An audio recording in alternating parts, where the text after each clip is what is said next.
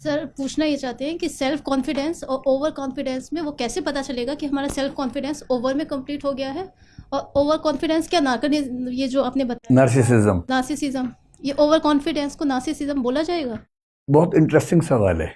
अगर आप मुझे अनुमति दें तो मैं 5-7 मिनट में इसका जवाब विस्तार में देना चाहूंगा, ठीक है।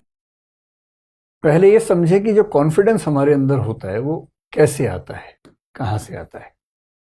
कॉन्फिडेंस का मतलब है कि मैं यह कर सकता हूं, इसका विश्वास। मैं यह कर सकता हूं, ये विश्वास मेरा सेल्फ कॉन्फिडेंस है, ठीक है। मैं ऐसा ऐसा हूं, सेल्फ एस्टीम है। मैं यह कर सकता हूं, कॉन्फिडेंस है। सेल्फ कॉन्फिडेंस का संबंध दरअसल सेल्फ की धारणा के साथ है। और सेल्फ का मतलब है कि सरल भाषा में मेरे मन में मेरी छवि क्या है, इसको बोलते हैं सेल्फ मनोविज्ञान में। मेरे मन में मेरी छवि।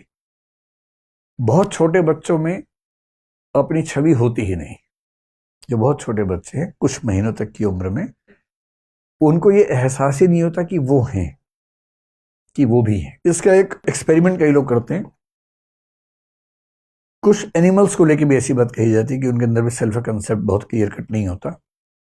मैंने ये प्रयोग कई बार करके देखा, आप भी करके देखिए। अगर आपके पास कोई पशु पक्षी हो पालतू, गोदी में उठा लीजिए। अगर छोटा है तो गोदी में उठा लीजिए, शीशे के सामने जाइए।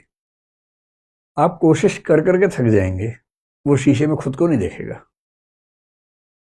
वो नार्सिसस की तरह ये समझ ही नहीं पा रहा कि ये मैं ही हूं। उसे लग रहा कोई और है, क्योंकि सेल्फ की धारणा उसके दिमाग में है ही नहीं। आप ह्यूमन बीइंग के जो बच्चे होते हैं, 1 महीने का बच्चा, 1.5 महीने का बच्चा, उसे गोदी में उठा के शीशे के सामने ले जाइए। वो खुद को नहीं देखेगा, आपको देखेगा।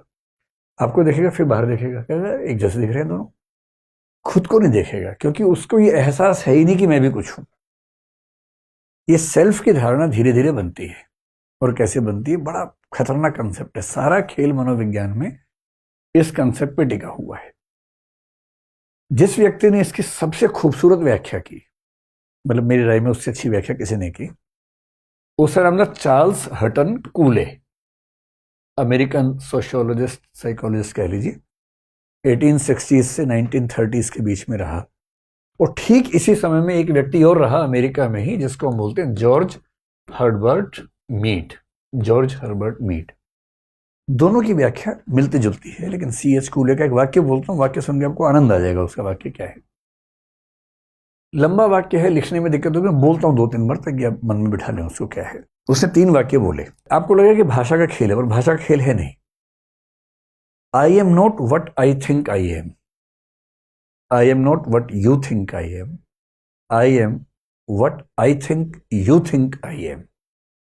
ये सुन के लोगों को लगता है क्या भाषा की लफाजी चल रही है भाई, इसको हिंदी में कर लेते हैं। मैं वह नहीं हूं जो मैं सोचता हूं कि मैं हूं। मैं वह भी नहीं हूं जो आप सोचते हैं कि मैं हूं। मैं वह हूं जो मैं सोचता हूं कि आप सोचते हैं कि मैं हूं। अभी तो ऐसा चल रहा होगा दिमाग के अंदर, ये जंतर मंतर जैसी फीलिंग आ रही होगी ना, लेकिन इसका भाव समझिए क्या है। मेरे मन में अपने आप को लेके सम्मान का भाव है या नहीं। कुछ लोग आत्म अपमान से भरे होते हैं, हमेशा खुद को कोसते रहते हैं कि मेरे अंदर ये नहीं है, मेरे अंदर वो नहीं है, मैं तो पागल हूं, मैं तो ये हूं। हमेशा खुद को खारिज करते रहते हैं। वो उनका सेल्फ है। कुछ नार्सिसिस्ट है, वो उनका सेल्फ है। कैसे बनता है? मैंने आपसे कहा ना, पेरेंट्स सबसे बड़े जिम्मेदार होते हैं। उसी पेरेंट्स वाली बात को G.H. मीड ने एक शब्द दिया, जिसको बोलते हैं, जो स्पेशलाइज्ड अदर्स कह लीजिए, या एक दो शब्द और चलते हैं इसके लिए। एक होता है जनरलाइज्ड अदर्स, और एक होता है, कोई शब्द है बड़ा अच्छा जिसका सिग्निफिकेंट अदर्स, या सिग्निफिकेंट शब्द का इस्तेमाल किया उसने। Significant others. स्पेशलाइज सही शब्द नहीं है, सिग्निफिकेंट। इसका मतलब क्या हुआ? मैं जानता हूं कम से कम 1000 व्यक्तियों को, शायद 10,000 को जानता हूँ। किसी से ऐसी परिचय है, कोई मेरे पड़ोस में रहता है, सामने दिख गया कभी। मेरे बहुत सारे स्टूडेंट्स हैं, मैं चेहरे से उनको जानता हूं, पर मेरी जिंदगी पे उनका प्रभाव बहुत कम है। कुछ लोग मेरे जीवन में ऐसे हैं, आपके जीवन में भी ऐसे होंगे, जिनका आप पर प्रभाव बहुत ज्यादा होगा। उनको बोलते हैं सिग्निफिकेंट अदर्स, G.H. मीड की भाषा में। ये सिग्निफिकेंट अदर्स आपका सेल्फ का कंसेप्ट क्रिएट करते हैं। कैसे? आप अपना कंसेप्ट कैसे बनाते हैं उन 3 लाइनों को समझेंगे। पहला, मैं वह नहीं हूं जो मैं सोचता हूं कि मैं हूं, यानी मेरा सेल्फ का कंसेप्ट मेरी चाहत से नहीं बनता। मैं अपने बारे में कुछ भी सोचता रहूं तो मेरा सेल्फ का कंसेप्ट ऐसा बनेगा नहीं। वो नाटक बेशक करता रहूं मैं, बनेगा नहीं। आप मेरे बारे में क्या सोचते मुझे फर्क ही नहीं पड़ता इस बात से। फर्क पड़ता है, लेकिन जो कहना चाह रहे कूले, वो दरअसल इससे फर्क नहीं पड़ रहा कि आप क्या सोचते हैं। फर्क इससे से पड़ता है मुझे क्या लगता है कि आप मेरे बारे में क्या सोच रहे हैं।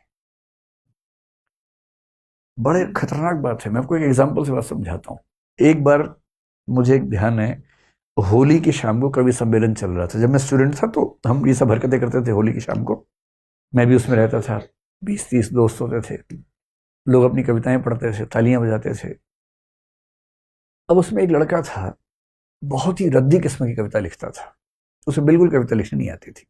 आती हमें भी नहीं थी, पर हम कहते थे कि हमें नहीं आती तो हम नहीं गाते थे। उसको आती नहीं थी पर उसको लगता था कि आती है। ये सेल्फ का कंसेप्ट बिगड़ा हुआ था। अब उसने एक घटिया सी कविता सुनाई सबके सामने, बहुत ही घटिया सी कविता। आप इमेजिन कर लीजिए कुछ भी। अब उसने एक लाइन बोली, जैसे जैसे कुछ हम ज्यूम कर लें कि आज मैं होली खेल रहा था। ठीक है, सामान्य सी बात है, लेकिन लोग मजे लेने वाले बैठे थे। उन्होंने कहा वाह क्या बात कही है, वाह, अरे वाह वाह, फिर से बोलिए, फिर से बोलिए, फिर कहिए, वाह क्या, सुभान अल्लाह, सुभान अल्लाह, ये सब करने लग गए। अच्छा, बाकी सबको पता है कि मजाक चल रहा है, सब मुंह दबा के हंस भी रहे हैं। उस बेचारे को समझ नहीं आ रहा कि मजाक चल रहा है, और उसको लग रहा है कि इतनी घातक बात लिख दी मैंने, जबकि लिखा क्या है, आज मैं होली खेल रहा था। अच्छा, मजाक उड़ाने वाले भी ना सीरियस मुंह बना के मजाक उड़ा रहे हैं। सब समझ रहे हैं मजाक चल रहा है, एक वही नहीं समझ रहा। तो फिर उसने शर्माते हुए कहा, अच्छा आप कह रहे तो फिर से सुनाते हैं। आज मैं होली खेल रहा था, वाह वाह वाह, फिर क्या हुआ, फिर क्या हुआ। अब उसने ऐसे 3-4 लाइनें सुनाई जिससे कोई वैल्यू नहीं थी कविता के रूप में, पर जब वो मन से उतरा, इतनी तालियां पीटी सब लोगों ने, इतनी तालियां, नहीं एक बार फिर सुनाइए, फिर सुनाइए, हम लिखेंगे, आप सुनाइए, हम लिखेंगे इसको, हम घर पे भेजेंगे, ये सब करने लग गए। वो बेचारा सुना रहा है, सब लोग नोट कोई नहीं कर रहा है, ऐसे पेन घिमा रहे हैं, ऐसे ऐसे काटे पीटे बना रहे हैं, सिर्फ दिखाने के लिए कि हम क्या कर रहे हैं। और अंत में उसे खूब तालियां बजा के कुछ पुरस्कार दे दिया। आपको प्रथम पुरस्कार आपको दिया जाता है। अब जब वो चला गया, सब ठहाके मार रहे, कैसा पागल आदमी है।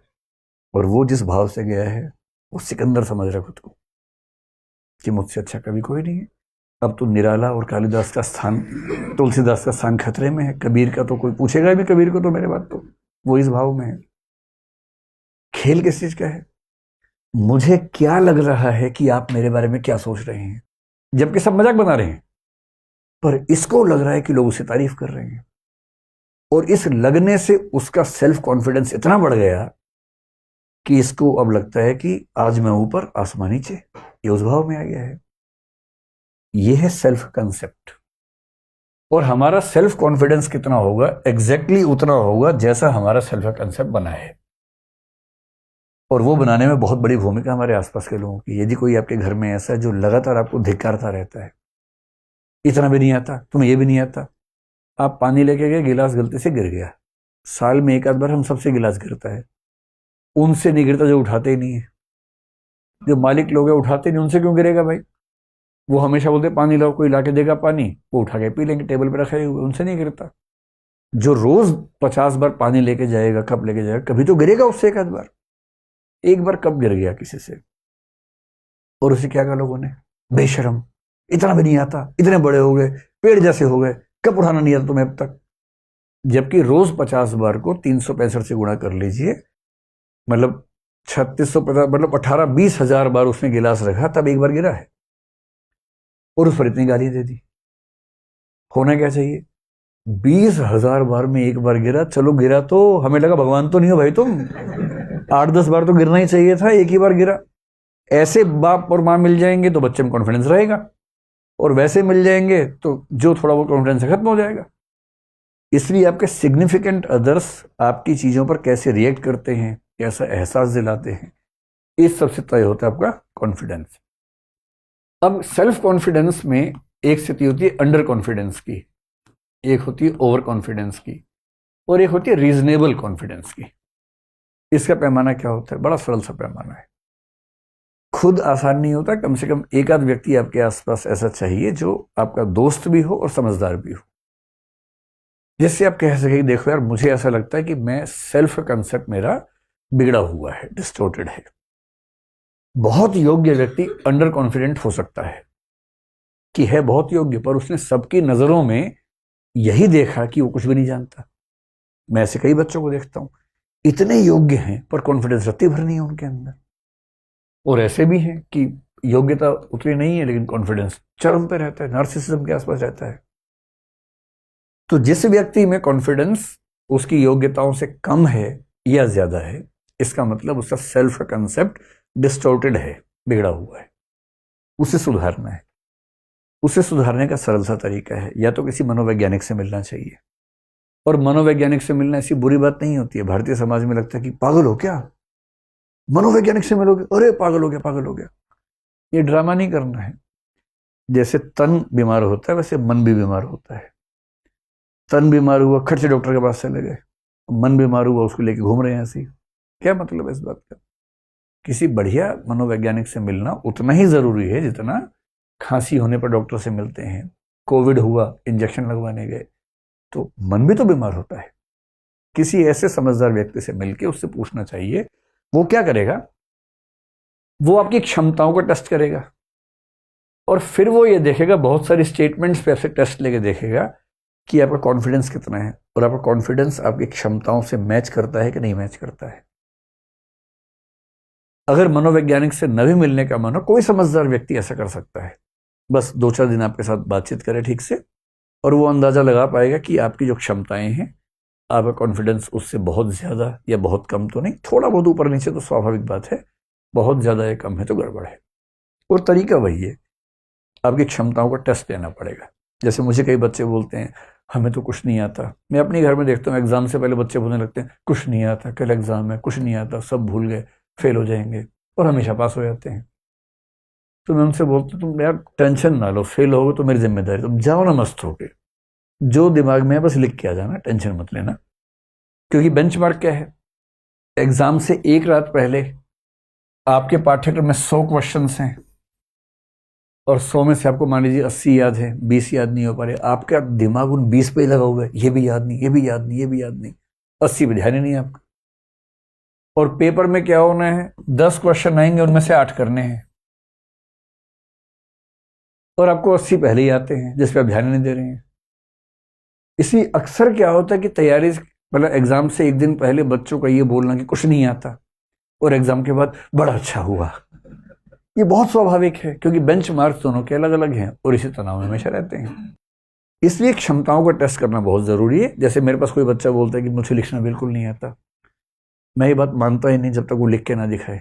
जब वो लिख के देखता है तब मैं उसको बोलता हूँ कि भाई तुम्हारा परसेप्शन बहुत गलत है, आपकी भाषा और आपकी लेखन क्षमता लगभग 80% बच्चों से बेहतर है। और जब कोई एक्सपर्ट आपको ये बात बोलेगा तो वो क्या कर रहा है, वो सिग्निफिकेंट अदर बोल के बन के आपका सेल्फ का कंसेप्ट चेंज कर रहा है, और वही उसकी भूमिका होनी चाहिए। ठीक है।